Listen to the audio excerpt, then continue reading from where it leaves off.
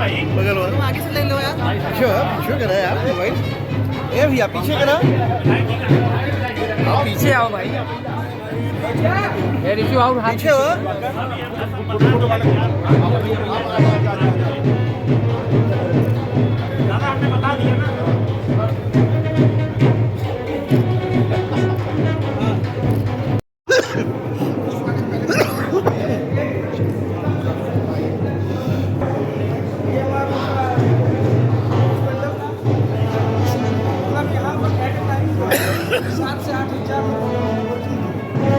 पीछे आ जा भाई। हाँ, लॉकडाउन से पहले से ही वहाँ हुआ है। ये दादा यहीं से वो वाला जो प्रोसेस आप बोल रहे थे ना, उसी में से ये प्रोसेस हाँ।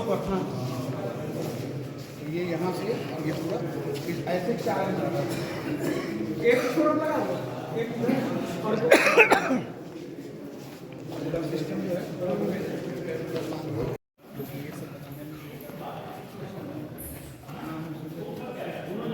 सारी चीज है सब में है। लेकिन ये सब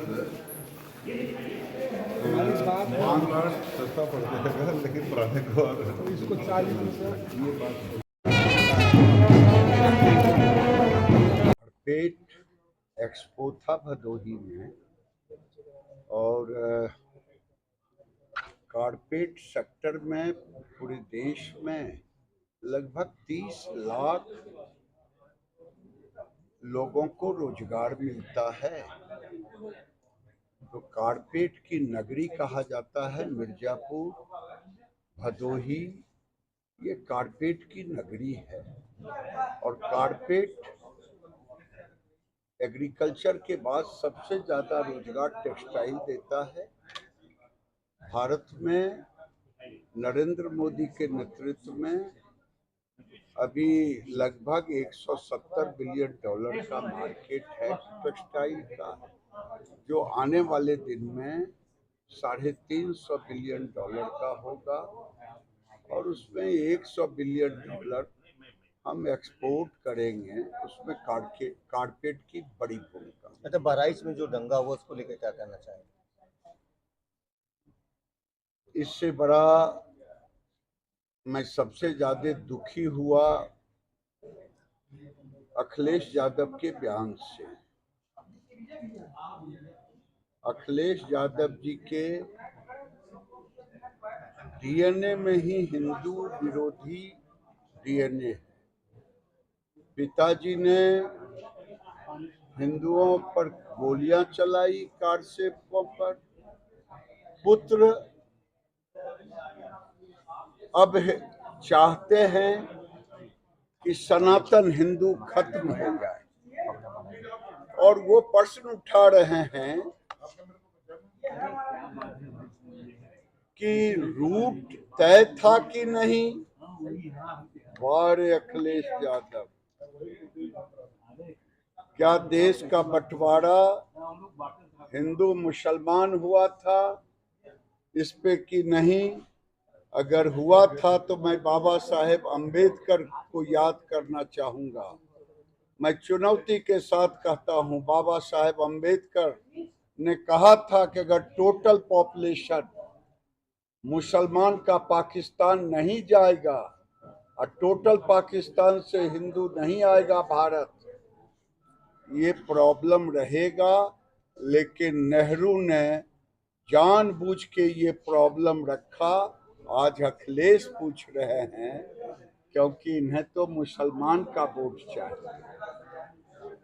वो नहीं बोलेंगे कि गोलियां एक जिस मुसलमान ने चलाया उस दरिंदे को चौराहे पर खड़ा करके फांसी पर लटका देना चाहिए।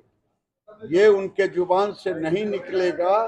निकलेगा कि रूट तय हुआ था कि नहीं। क्या भारत के हिंदू इसी दिन के लिए बंटवारा हुआ था कि हम दुर्गा मूर्ति के विसर्जन के लिए रूट तय करेंगे?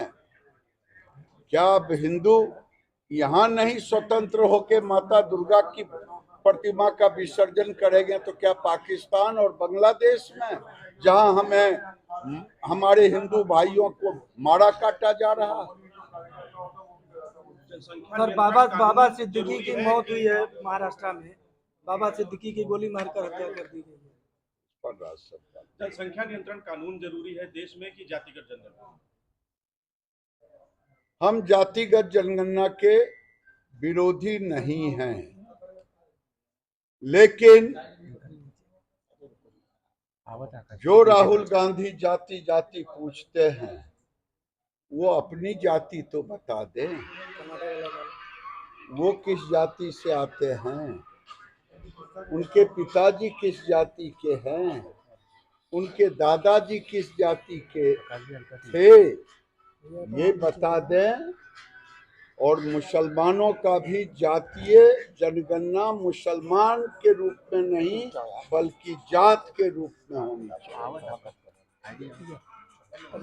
है। जितना आज देश में लोगों के लिए हम नई नई योजना बनाते हैं, प्रति वर्ष एक ऑस्ट्रेलिया पैदा हो रहा है। हमारे पास जमीन पूरे दुनिया का 2.5% है, पानी 4% है। ये जब जनसंख्या बढ़ेगा, आबादी 20% है, ये तालमेल नहीं जुट रहा है। इसलिए जनसंख्या नियंत्रण कानून बहुत जरूरी है। ऐसा कानून हिंदू और मुसलमान के लिए एक समान हो, सिख और ईसाई के लिए, बौद्ध और जैन के लिए, जो ना माने उसकी वोटिंग राइट समाप्त कर दे। सर कनाडा वाले मामले पर कुछ कहेंगे? हम लोगों के लिए बड़ा गौरव का विषय है और ये मिर्जापुर जनपद के लिए विशेष गौरव का विषय है कि टेक्सटाइल मंत्री आए और मिर्जापुर जो कालीन व्यवसाय के लिए सबसे प्रसिद्ध है, उसमें हम लोगों ने मंत्री जी से मांग किया कि यहाँ पर जो कारपेट इंडस्ट्री का जो यहाँ से उद्योग का पलायन हो रहा है उसको रोकने के लिए जो है यहाँ की जो है व्यवस्था को ठीक किया जाए। जो ड्यूटी ड्रॉबैक जो है इसमें 2% कर दी गई है, जबकि सिल्क कारपेट के लिए 8.5% है। तो हम लोगों के कारपेट में इसका ध्यान दिया जाए और मार्केट को विदेश में सेल करने के लिए एक्सपोर्टर तो अपने तरह से प्रयास करते रहते हैं, लेकिन जो है सरकार की तरफ से जो है सेल के प्रमोशन के लिए सहयोग दिया जाए। मिर्जापुर और बिहार पास में ही है, यहाँ पर जो है कृषि के बाद सबसे ज्यादा लेबर जो है कारपेट इंडस्ट्री में देते हैं।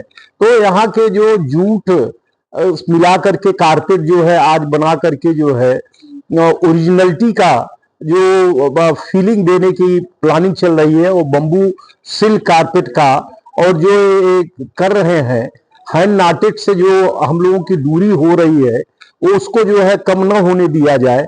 जो टफ्टेड कारपेट बन रहा है वो हम लोगों के लिए तो ठीक है, वो $1 पर स्क्वायर फीट की कारपेट है और 1 सेंट और 2 सेंट पर जो है बायर जो है नहीं देना चाहते हैं। तो आज यहाँ का एक्सपोर्टर अगर अपने प्रोडक्ट के लिए जो बड़े एक्सपोर्टर है उनको इस तरीके से सुविधा दिया जाए, या सरकार की तरफ से पहले HHEC handloom export promotion council खोली गई थी जो है वहां पर जर्मनी में, हाँ, और हर जगह उसी तरीके से जो है इसको प्रमोट किया जाए और इसको जो है सुविधा दिया जाए तो यह निर्यात जो है बहुत बढ़ सकता है। इसमें सरकार का कोई पैसा नहीं लगता है। सरकार के विदाउट इन्वेस्टमेंट 30 लाख लोगों को रोजगार मिला हुआ है। और हम लोगों का यही माननीय मंत्री जी से मांगना था कि यहाँ पर जो धागा बनाया जाएगा वो जो है बम्बू सिल्क से, और इसके लिए जो मशीनें हैं और इसके इन्वायरमेंट को जो है फायदा भी होगा। और जो आज गैस उत्सर्जन के लिए प्रॉब्लम भी चल रही है वो हमारी इंडस्ट्री से नहीं होगा। तो और हम लोगों को जो है सुविधा दिया जाए और हम लोग जो है इसके बिजनेस को फिर डबल ले जाएंगे कर करके। इसमें कारीगर जहां 30 लाख है वहां 50 लाख कारीगर जो है काम करेंगे। उन्होंने देखा कि जो मशीन जो है रिमोटलाइजेशन जो पुराने हैं उनको नए में जो है कन्वर्ट करना जो है ये भी जो है और सुविधा उसको दिया जाए तो ये पॉसिबल है। उसके साथ में और तंत्र को जोड़ा जाए। ये मेहनत का काम है और मेहनत करने से ही कोई काम जो है सफलता की ऊंचाई पे पहुंचता है। उन्होंने कहा कि जो हमसे सहयोग होगा सरकार के वो स्तर पर वो किया जाएगा।